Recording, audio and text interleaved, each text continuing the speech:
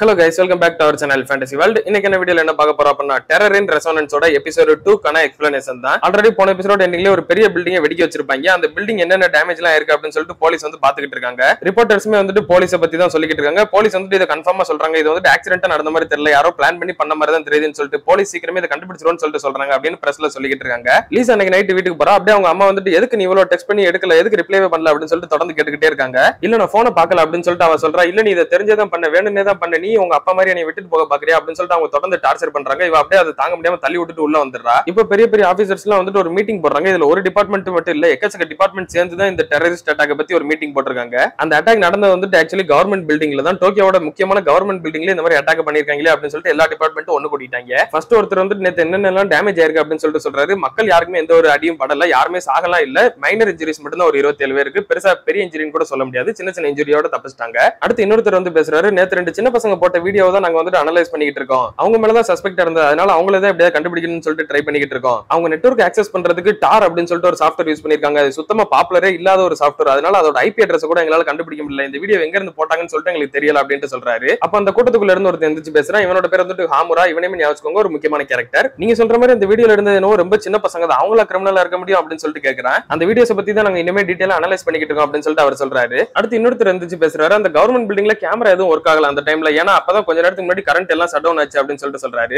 அப்படின்னு அந்த current cut ஆனதுக்கு இந்த கிரிமினல்ஸ்க்கு ஏதாவது சம்பந்தம் இருக்குமா அப்படின்னு சொல்லிட்டு ஹாமரா கேக்குறான். ஒருவேளை இருக்கலாம், அதையுமே நாங்க அனலைஸ் பண்ணிக்கிட்டு தான் இருக்கோம். அந்த கிரேனை யார் ஆபரேட் பண்ணா, அந்த டைம்ல என்னெல்லாம் யார் ஒர்க் பண்ணன்றதை ஃபுல் டீடைல்ஸ் கேட்டு வாங்கிட்டு தான் இருக்கோம் அப்படின்னு சொல்லிட்டு சொல்றாங்க. கடைசியா ஃபாரன்சிக்ஸ் டிபார்ட்மெண்ட்ல இருந்து ஒருத்தர் பேசுறாரு. இந்த பாம் வந்துட்டு எதால ஆனது, எப்படி இதை அவங்க ஒர்க் அவுட் பண்ணாங்க அப்படின்றத பத்தி. அவருமே எந்திரிச்சு ஃபர்ஸ்ட் நான் இந்த பாம்பை பத்தி பேசுறதோட நம்ம டோக்கியோ கவர்மெண்டோட அந்த பில்டிங்கை பத்தி நான் பேசுறேன். அந்த பில்டிங்ல இருந்த ஒரு பில்லர்ஸ்மே வந்துட்டு ரொம்பவே ஸ்ட்ராங்கான பில்லர்ஸ் தான். ஒரு பில்லரே கிட்டத்தட்ட 4 பில்லருக்கு ஈக்குவலான செம்ம ஸ்ட்ராங்கான ஒரு பில்லரா தான் நம்ம கட்டி இருக்கிறோம். இதை வந்துட்டு ஒரு நார்மலான பாம்பை வச்சுலாம் கண்டிப்பா உடைக்கவே முடியாது அப்படின்னு சொல்லிட்டு சொல்றாரு. அப்படின்னா நார்மலான பாம்பு இல்லனா வேற என்னவா இருக்கும் அப்படின்னு சொல்லிட்டு இன்னொருத்தர் கேட்காரு. அதோட கெமிக்கல் ரியாக்ஷனை நாங்க அனலைஸ் பண்றப்ப அதுல இருந்து டெர்மைட் ரியாக்ஷன் அப்படின்னு சொல்லிட்டு அவர் சொல்றாரு. ஏன் டெர்மைட் ரியாக்ஷன்னா அது இதுக்கு முன்னாடி நீங்க பார்த்தது இல்லையா, ரொம்ப ரேரா அப்படின்னு சொல்லிட்டு அவர் கேட்கறாரு. இல்ல அப்படியே கம்ப்ளீட் ஆப்போசிட், இது வந்துட்டு எல்லா இடத்துலயும் யூஸ் பண்ற ஒண்ணுதான். மெட்டல வெல்டிங் பண்றது கூட இதை தான் யூஸ் பண்ணுவாங்க. கொஞ்சோண்டு அயன் ஆக்சைடு அப்புறம் அலுமினியம் பவுடர் இது ரெண்டையும் சேர்த்து எரிச்சாலே இது கிட்டத்தட்ட 3000 டிகிரி செல்சியஸ் வரை டெம்பரேச்சர் தரும். இது வந்துட்டு அயனு கான்கிரீட்டோட ரொம்பவே அதிகமான மெல்டிங் பாயிண்ட் தான். சோ அதனால இதை யூஸ் பண்றப்ப ஈஸியாவே கான்கிரீட் கூட மெல்ட் ஆயிரும் அப்படின்னு சொல்றாரு. இவங்க பிளான் பண்ணதை பார்த்தா அந்த பில்லர்ஸ் எல்லாத்தையும் கொஞ்சம் கொஞ்சமா மெல்ட் ஆகிருக்காங்க ஃபர்ஸ்ட். அதுக்கப்புறமா மெல்ட் ஆக ஆக அந்த பில்லர்ஸ் எல்லாம் வீக் ஆயிருக்கு. அந்த பில்லர்ஸ் எல்லாம் வீக் ஆனதால பில்டிங் அதால தாங்க முடியல, அதனாலதான் பில்டிங் இடிஞ்சு விழுந்திருக்குது அப்படின்னு சொல்லிட்டு சொல்றாரு. இதுக்கு முன்னாடி பாஸ்ட்ல எந்த ஒரு டெரரிஸ்ட் அட்டாக்கும் இந்த மாதிரி நடந்ததே கிடையாது. இந்த பாம்பை வச்சவன் கண்டிப்பா ரொம்ப பெரிய பிரில்லியண்டா தான் இருக்கணும். அதுக்கு மேல ஒரு விஷயம் மட்டும் தான் எனக்கு இன்னுமே புரியவே இல்லை. இதுல டிஎன்டி பாம்பை யூஸ் பண்ணிருக்காங்க. டிஎன்டி பாம்புக்கு இங்க வேலையே கிடையாது. அதனால நான் வந்துட்டு அந்த டிஎன்டி பாம்பை திரும்பவும் ரீகன்ஸ்ட்ரக்ட் பண்ணிக்கிட்டு இருக்கேன் அப்படின்னு சொல்றாரு. என்னது பாம்பை திரும்ப ரீகன்ஸ்ட்ரக்ட் பண்றீங்களா, அதெல்லாம் பாசிபிள் அப்படின்னு சொல்லிட்டு ஒருத்தர் கேட்கிறாரு. ஆமா, இது டிஎன்டி பாம்ஸ்ன்றதுனால இதை கண்டிப்பா நம்மளால ரீகன்ஸ்ட்ரக்ட் பண்ண முடியும். அதை நான் பண்ணி பார்க்கும்போது அதுல ஒரு லெட்டர் இருந்தது, அதுல வந்துட்டு VON அப்படின்னு சொல்லிட்டு எழுதி இருந்தது அப்படின்னு சொல்றாரு. இதோட அப்படியே இந்த மீட்டிங்கே முடிச்சுக்கிறாங்க. அடுத்த நாள் ஸ்கூல்ல லீசா மட்டும் தான் போயிருக்கா. 9, 12 ரெண்டு பேரும் ஸ்கூலுக்கு போகல. 9, 12 ரெண்டு பேரும் ஏதோ ஒரு வேலை பார்த்துக்கிட்டு இருக்காங்க. நேரம் 12 வந்துட்டு 9 பார்த்து ஒரு கேள்வி கேட்கறான். ஆமா, நேத்து எதுக்கு நீ லீசாவை காப்பாத்துறதுக்கு முன்னாடி எங்க கூட அக்கம்ப்ளிஷா சேர்ந்துக்கிறியா அப்படின்னு சொல்லிட்டு கேட்ட அப்படின்னு சொல்லிட்டு. அக்கம்ப்ளிஷ்னா ஒண்ணு இல்லங்க, சும்மா கூட்டாளியா சேர்ந்துக்கிறியா அப்படின்னு சொல்லிட்டு தான் கேட்டிருப்பேன். எதுக்கு இந்த மாதிரி சம்பந்தமே இல்லாம அப்படி சொன்ன அப்படின்னு இவன் கேட்கறான். பின்ன நம்ம சும்மா காப்பாத்துறேன்னு சொன்னா அவளுக்கு ஏதாவது சந்தேகம் வரும் இல்லையா, அதான் இந்த மாதிரி கொஞ்சம் அவளை பயன்படுத்தி வச்சிருக்கேன் அப்படின்னு 9 சொல்றேன். இப்போ பைக் எடுத்துட்டு யார் போறேன்னு சொல்லிட்டு ஒரு கன்ஃபியூஷன் வருது. ரெண்டு பேரும் ராக் பேப்பர் சிசர் போட்டு யாரு வின் பண்றாங்களோ அவங்க போலான்னு சொல்லிட்டு முடிவு பண்றாங்க. 9க்கு தான் வருது. அவன் தான் பைக் எடுத்துட்டு எங்கேயோ போறான். நேரா அவன் ஒரு போலீஸ் ஸ்டேஷனுக்குள்ள போறான். நூடுல்ஸ் டெலிவரி பண்ண வந்திருக்கேன், எங்க வைக்கிறது அப்படின்னு சொல்லிட்டு ஒருத்தர் கிட்ட கேட்கறான். மேல போங்க அப்படின்னு சொல்லிட்டு சொல்றாங்க. அவனும் அங்கிட்டு போறான். போகும்போதே கரெக்டா ஒரு ஃபயர் எக்ஸ்டிங்யூசர் கிட்ட அப்புறம் ஒரு செடி கிட்ட எங்கெல்லாம் தூக்கி கேமராவை சொருகி வைக்கிறான். அடுத்து ஒரு 2 போலீஸ்காரங்க சும்மா உட்காந்துருப்பாங்களே, அவங்க வந்துட்டு அவங்க இடத்துல உட்காந்துட்டு இருக்காங்க. அந்நியாரம் வந்துட்டு குண்டா இருக்கவர் வந்துட்டு வீடியோ வழக்கம் போல பாத்துக்கிட்டு இருக்காரு. அப்ப பார்த்தா மறுபடியும் லேட்டஸ்டா ஒரு வீடியோ இருக்கு, இங்க பாரு அப்படின்னு சொல்லிட்டு சாக்கோட பாக்குறாங்க. ரெண்டு பேருமே பேச ஆரம்பிக்கிறாங்க. நான் தான் வந்துட்டு ஸ்பிங்ஸ் நம்பர் 1 அப்படின்னு 9 சொல்றேன். நான் தான் ஸ்பிங்ஸ் நம்பர் 2 அப்படின்னு சொல்லிட்டு 12 சொல்றேன். டோக்கியோ கவர்மெண்ட் ஆபீஸ்ல நாங்க வச்ச வெடி சும்மா பட்டாசா வெடிச்சிருக்கோம். எல்லாரும் அதை பார்த்து கண்டிப்பா என்ஜாய் பண்ணிருப்பீங்க. அது வந்துட்டு நாங்களே கஷ்டப்பட்டு எங்க கையால செஞ்சோம், இதோ இந்த பொம்மைக்குள்ள தான் வச்சோம் அப்படின்னு சொல்லிட்டு காட்டுறாங்க. இது வெறும் ஆரம்பம் மட்டும் தான். செகண்ட் பாம் உங்களுக்கு எங்க இருக்குன்னு சொல்லிட்டு இப்ப நாங்க ரிடில் தரோம். இந்த ரிடில நீங்க சால்வ் பண்ணிட்டீங்க அப்படின்னா அந்த இடம் தான் இந்த பாம் இருக்கிறதுக்கான இடம். நீங்க இந்த கேள்விக்கான பதில மட்டும் கண்டுபிடிச்சா போதும் அப்படின்னு சொல்றேன். இந்த கேள்வி வந்துட்டு எஸ்பெஷலி போலீஸ்காரங்களுக்காகவே நான் கேட்கறது அப்படின்னு சொல்லிட்டு கேட்க ஆரம்பிக்கிறேன். ஒன்னு வந்துட்டு முதல்ல 2 கால்ல நடக்கும், அப்புறம் 4 கால்ல நடக்கும், அதுக்கப்புறம் 3 கால்ல நடக்கும். அது என்ன அப்படின்னு சொல்லிட்டு கேட்கறாங்க. இந்த கேள்விக்கான பதில மட்டும் நீங்க கண்டுபிடிச்சிட்டீங்க அப்படின்னா அடுத்த பாம் உங்களுக்கு, நீங்க போய் அதுக்குள்ள எடுத்துடலாம். அப்படி இல்ல அப்படின்னா பாம் வெடிக்கப்படும் அப்படின்னு சொல்லிட்டு வீடியோ கட் பண்ணிடுறாங்க. காமரா இந்த வீடியோ பார்த்துட்டு ஒரு பக்கம் கத்திக்கிட்டு இருக்கான், இந்த பொடி பயல்கள் என்ன இப்படி பண்ணிட்டு இருக்காங்க அப்படின்ட்டு. அப்ப இவங்களோட சீஃப் உள்ள வராரு. அவரோட பேர் வந்துட்டு குரஹாஷி. ஞாபகம், இவருமே ஒரு முக்கியமான கேரக்டர் தான். அந்த பசங்க வந்துட்டு அவங்கள ஸ்பிங்ஸ் அப்படின்னு சொல்லிட்டு தான் இன்ட்ரோடியூஸ் பண்ணிக்கிட்டு இருக்காங்க. ஸ்பிங்ஸ் அப்படின்னு சொல்லிட்டு பி சவுண்ட் வச்சு தான் சொல்றாங்க, எஃப் சவுண்ட்ல அவங்க சொல்ல மாட்டேங்கிறாங்க.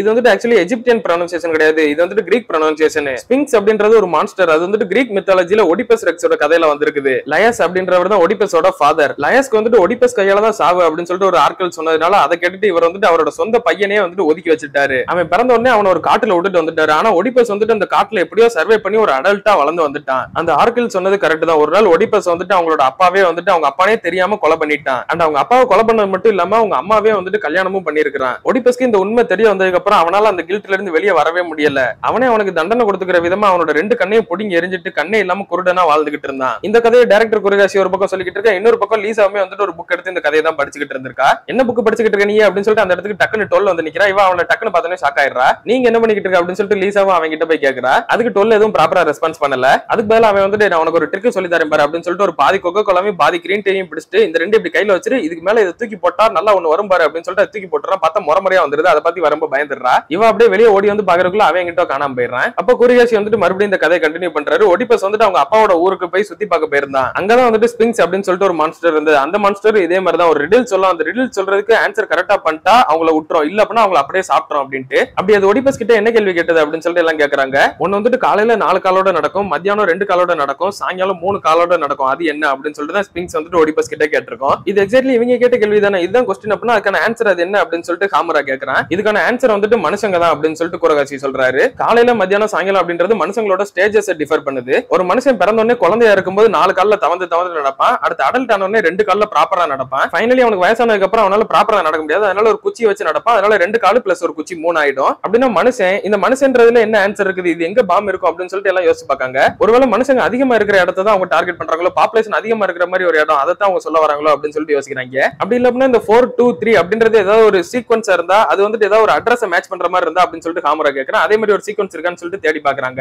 அந்த அட்ரஸ்ல டிஎன்ஏ ரிசர்ச் ஃபெசிலிட்டி ஒன்னு இருக்குது. டிஎன்ஏ ஹியூமன், டிஎன்ஏ வந்துட்டு ஹியூமனோட கரெக்டா மேட்ச் ஆகும்ல, அப்ப அந்த இடமா தான் இருக்கும், அந்த இடத்துல தான் பாம் இருக்கும் அப்படின்னு சொல்லிட்டு நீங்க ஃபிக்ஸ் பண்ணிட்டு அங்க போவோம் அப்படின்ட்டு கிளம்புறாங்க. அப்போ நயன் வந்துட்டு இருந்த இடத்துல அவன் போன்ல ஏதோ ஒன்னு ஆக்டிவேட் பண்ண ட்ரை பண்ணிக்கிட்டு இருக்கான். அப்போ கூரகாசிக்கு ஒரு போன் வருது. அந்த 2 போலீஸ்காரங்க எப்பயும் சும்மா இருப்பாங்களே, அதுல ஒரு தாடிக்காரர் இருப்பாரு, அவர் தான் கால் பண்ணிருக்காரு. இவரோட பேர் வந்துட்டு சிபசாக்கி. இவரையுமே ஞாபகம், இவர் தான் ரொம்ப முக்கியமான கேரக்டர் இதுல. அந்த பசங்களோட வீடியோ நானும் பார்த்தேன். அதுல இருக்கான ஆன்சர் என்னன்னு சொல்லிட்டு கண்டுபிடிச்சீங்களா அப்படின்னு சொல்லிட்டு சிபசாக்கி கேக்குறான். ஆமா, அது வந்துட்டு கிரீக் மித்தாலஜில இருக்கிற ஒரு கதை. அதுக்கான ஆன்சர் வந்துட்டு மேன் தானே அப்படின்னு சொல்லிட்டு சொல்றாரு. இல்ல தப்பு, நீங்க சொல்றது ஒரு வெர்ஷன், ஆனா ஒடிபஸோட இன்னொரு வெர்ஷன் ஆஃப் ஸ்டோரியும் இருக்குது. காலையில 2 கால்ல நடக்கும், மத்தியானம் 4 கால்ல நடக்கும், சாயங்காலம் 3 கால்ல நடக்கும். இதுதான் அதோட கேள்வி. அப்படின்னா நாங்க பார்த்தது 4 2 3 அப்படின்னா இதோட அது மேட்ச் ஆகல அப்படின்னா மனுஷன் ஆன்சர் கிடையாதா அப்படின்னு சொல்லிட்டு கூரகாசி சொல்றாரு. ஆமா, இதுக்கான ஆன்சர் வந்துட்டு ஒடிபஸே தான். ஒடிபஸ் வந்துட்டு ஃபர்ஸ்ட் மனுஷனா இருக்கப்ப 2 கால்ல நடந்தான். அடுத்து அவங்க அப்பாவை கொலை பண்ணதுக்கு அப்புறமா அவங்க அம்மா கூட இப்படி இருந்ததுக்கு அப்புறமா அவன் வந்துட்டு அவனே ஒரு மான்ஸ்டரா ஃபீல் பண்ணான். அதனால அவனுக்கு 4 கால். அதுக்கப்புறமா அவன் கண்ணு தெரியாம போய் 3 காலோட நடந்துகிட்டு இருந்தான். அதாவது குச்சி வச்சு நடந்துகிட்டு இருந்தது. சோ இதோட ஆன்சர் வந்துட்டு மேன்லாம் கிடையாது, ஒடிபஸ் அவன் தான் அப்படின்னு சொல்லிட்டு சொல்றாரு. அப்ப லீசா ரோட்ல கொஞ்சம் முன்னாடி ஓடி போய் பாக்குறா. கரெக்டா டொல்ல பாத்துறா.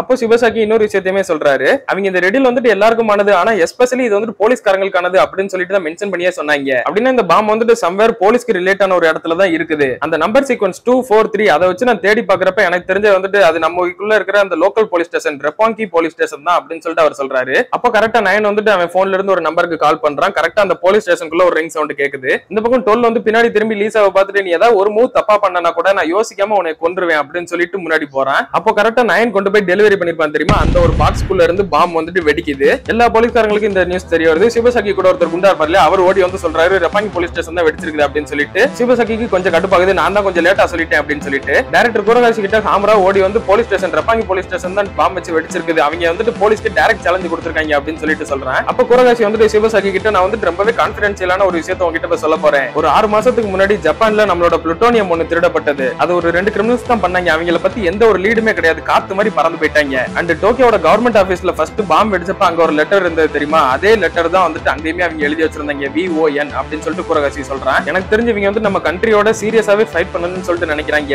இப்போதைக்கு நமக்கு வேற வழியே இல்ல, நீ வந்துட்டு திரும்பவும் வந்தே ஆகணும் சிபசாக்கி அப்படின்னு சொல்லிட்டு கூப்பிடுறாரு. இன்னொரு பக்கம் நயனுமே வந்துட்டு சீக்கிரமா வா, உனக்காக தான் நான் காத்துக்கிட்டு இருக்கேன் அப்படின்னு சொல்லிட்டு சிரிச்சுக்கிட்டே உட்காந்துருக்கான். அப்படியே கட் பண்ணி இதோட இந்த ஒரு எபிசோட முடிக்கிறாங்க. இதுக்கப்புறமா தான் கேமே சூடு பிடிக்க போகுது. இப்பதான் போலீஸ் வந்து இதை சீரியஸாவே எடுத்துக்கிட்டு இருக்காங்க. சிபசாக்கி இப்பதான் உள்ளவே என்டர் ஆயிருக்கான். சிபசாக்கி வெர்சஸ் நயன்கான கேம், அந்த மைண்ட் கேம் எப்படி போகுன்றதெல்லாம் பயங்கர இன்ட்ரெஸ்டிங்கா இருக்கும். அதெல்லாம் நீங்க தொடர்ந்து பார்க்கணும்னு நினைச்சீங்க அப்படின்னா மறக்காம நம்ம சேனலை சப்ஸ்கிரைப் பண்ணி சப்போர்ட் பண்ணுங்க. அப்படியே இந்த எபிசோட் பிடிச்சிருந்தா மறக்காம ஒரு லைக்கும் போட்டு போயிருங்க. நான் உங்களை இன்னொரு நல்ல வீடியோல மீட் பண்றேன். Bye guys.